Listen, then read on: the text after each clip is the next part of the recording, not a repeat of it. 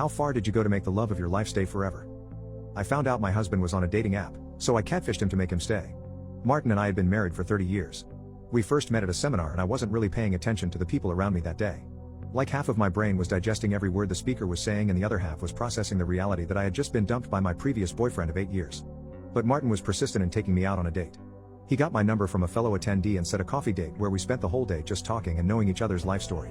I could not describe him in simple words because nothing in him was simple. His piercing eyes had a certain intensity that could make you weak in the knees, and his towering figure had a commanding presence everywhere he went. While I, who took pride in graduating with Latin honors, looked every inch like a boring countryside girl with frizzy hair and a lousy fashion sense. Honestly, I didn't know what Martin saw in me, but it didn't take long before I fell hard for him, and I was sure that he was the one I wanted to be with for the rest of my days. Now, after 30 years of marriage, things had become mundane like any long married couple. We don't go on dates as often as we used to, and we each had our own activities, like Martin playing golf every Tuesday and Saturday while I did volunteer work several days a week. We still shared a bed, but lovemaking had become rare and I couldn't even remember when was the last time we did it. No matter how boring things had become, I was confident we were going to make it to the end. But then fate wouldn't let me have my way. One time, while Martin was taking a shower, his phone lit up, and out of reflex, I peeked. It was a notification from an app, and upon closer look, I realized it was a dating app. I couldn't believe that he was into these things. Like, was he planning to get rid of me, or was this just some form of recreation that he badly needed? I might be boring the hell out of him, but I wasn't going to let anyone steal him away from me. And so I created an account on the same app and randomly searched for an attractive woman on the internet. I came across this beautiful brunette who was a dentist in Michigan. She was young, she was hot, and she was into golf. Perfect. I used her photos and uploaded them to my profile, and from then on, I became Stella. Things went well according to my plan. Martin and Stella became a match. And so, I started another love story with Martin. He was extra sweet to Stella, messaging her first thing in the morning and sending her more messages all throughout the day to make sure that she had eaten on time, or just to remind her to take her vitamins and supplements. They usually talked about golf, but on some days, the conversations would turn intimate, and they would exchange explicit messages. Of course, Stella didn't know what to say whenever Martin would ask for explicit photos, but she always managed to find a way out. She also never answered his calls and would always reason that she wasn't comfortable yet to talk to him verbally because, well, he was married. Martin promised to be patient and wait for the time when she would be ready to bring their relationship to another level.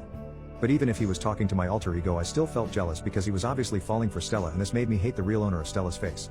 One night, in the middle of our chat, I excused myself and went inside the bathroom. Martin was in his study where he would chat with Stella every night, so I thought it was safe to leave my laptop open. My sister then called me on the phone while I was relieving myself, and our hi hellos turned into a 20-minute conversation before we hung up.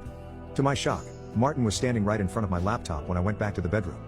He had this odd look that I had never seen in our entire 30 years of marriage. It was like he wanted to strangle me right there and then, or it could be a pained look, but then I was hurting, too. We got into our biggest fight ever, and he walked out on me that night and never came home again. The following week, I received a notice from his lawyer that he was filing for a divorce. I asked his siblings to intervene and help me find a way to communicate with him, but they too had a hard time convincing Martin to speak to me again. I didn't know catfishing was a bigger sin than infidelity, and what hurt me even more was that the moron didn't even bother to apologize for cheating on me. Soon, the heat died down and I finally found the peace to move on. But then I got an email from a certain Amy confronting me about using her photos without permission. She further said that she was going to sue me and that she wasn't going to let this go easily. I felt my world crumbling at that moment, and I didn't know what else to say except I'm sorry. I asked her what else could I do to make her change her mind, because I was willing to do everything to appease her. Amidst all of these, I totally forgot to ask how did she find out, because I never used her photos except for chatting with my ex-husband. To my relief, Amy decided to drop all the charges against me, and I thanked her profusely for forgiving me and giving me the chance to start anew. Martin never bothered to check on me in all those months that we were apart. It felt like this was what he wanted all along, and he finally found a way to do it. I spent many nights crying in my room because he could not forgive me in the same manner that I overlooked all his sins so that we could reconcile. Still, I was hoping for a miracle. I patiently messaged him every night, and I was pleased to know that he had not blocked me at all.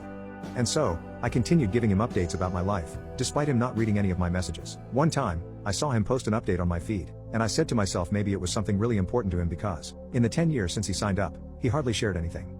And then, I scrolled down and got the biggest shock of my life. Martin and Amy had just gotten married. What the hell just happened? How was it even possible? And then I remembered Amy getting the info that I stole her photos to catfish Martin. It was now clear that Martin had gotten in touch with Amy to inform her about me, and they started seeing each other after the mess. It turned out that I was the one who made their love story possible. I feel that with true love, you wouldn't need to do anything to make them stay. They will want to be with you even during the worst time. If they truly do not want to be with you, they'll leave you sooner or later.